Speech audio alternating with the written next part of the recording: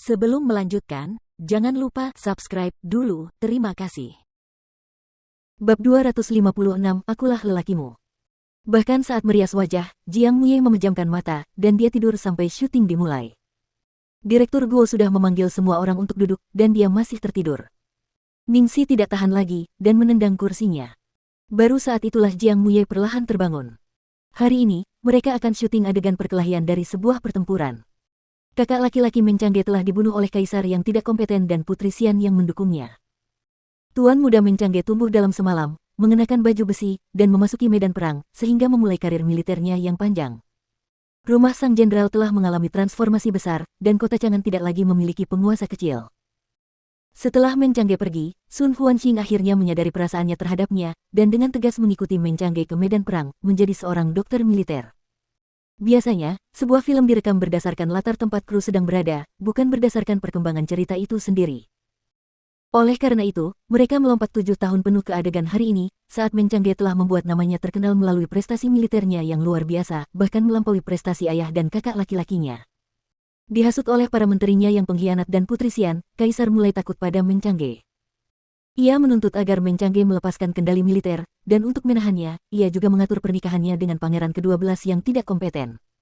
Tentu saja Meng Changge lebih baik mati dulu. Maka, dalam suatu pertempuran, ia mengalami nasib yang sama dengan yang dialami kakak laki-lakinya, ia tidak dikalahkan oleh musuh, tetapi ditolong oleh bangsanya sendiri. Mereka kekurangan perbekalan, dan tidak ada bala bantuan yang datang. Setelah beberapa saat, mereka pun putus asa. Akhirnya, pertarungan terakhir untuk hidup sudah di depan mata. Di lokasi syuting, seluruh staf sudah berada di tempatnya masing-masing, dan para reporter yang sebelumnya diundang sudah tiba. Tidak ada yang lebih gugup daripada Direktur Guo Qisheng. Jika terjadi kesalahan lagi kali ini, dia benar-benar akan membenturkan kepalanya sampai mati.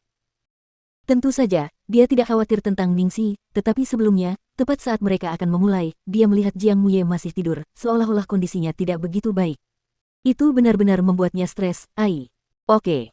Siap, mulai. Aksi. Setelah Guo Qisheng berteriak, aksi, Ningxi, yang pada detik terakhir masih berdiskusi dengan Xiao Tao tentang apa yang akan dimakan untuk makan siang, langsung berubah. Mayat-mayat berserakan di medan perang, hanya setengah dari anak buahnya yang tersisa. Meng Changge berlumuran darah, matanya merah padam dan wajahnya penuh dengan aura pembunuh. Dia adalah senjata yang siap bergerak, bertemu dewa, bertemu Buddha, membunuh Buddha. Saat kekuatannya hampir habis, dan dia diserang dari belakang, tiba-tiba, sosok kurus seorang pria berbaju biru bergegas mendekat sambil berteriak memperingatkan. Changge, hati-hati. Hanya dengan peringatan dari pria itu, Meng Changge mampu menghindari serangan diam-diam itu, tetapi ketika dia melihat siapa orang itu, dia langsung marah. Dengan satu tangan yang berdarah, dia mencengkeram kerah baju pria itu, kau menghalangi, siapa yang bilang kau boleh ada di sini? Pergi. Sun Huanxing tidak bergerak. Aku tidak akan pergi. Jika kau mati, aku juga akan mati. Meng Changge membantingnya ke belakang dengan keras, wajahnya penuh ejekan dan penghinaan, jika aku menyuruhmu pergi, pergilah. Seorang pemuda tampan bahkan tidak punya kekuatan untuk mengikat ayam, apa yang membuatmu berpikir kau layak untuk mati bersamaku?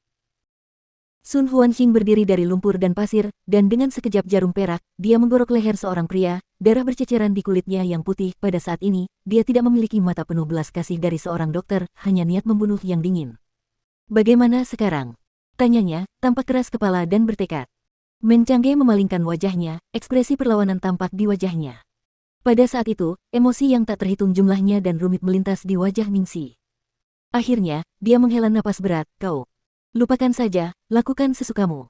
Tapi jangan harap aku akan melindungimu. Jiang Muye mengulurkan tangannya untuk menyeka darah di wajah Ningxi dengan lembut. Ekspresinya lembut dan penuh kasih, dan di medan perang yang dipenuhi asap dan darah, ia bagaikan bunga teratai putih yang mekar. Changge, akulah orangmu, seharusnya aku yang melindungimu.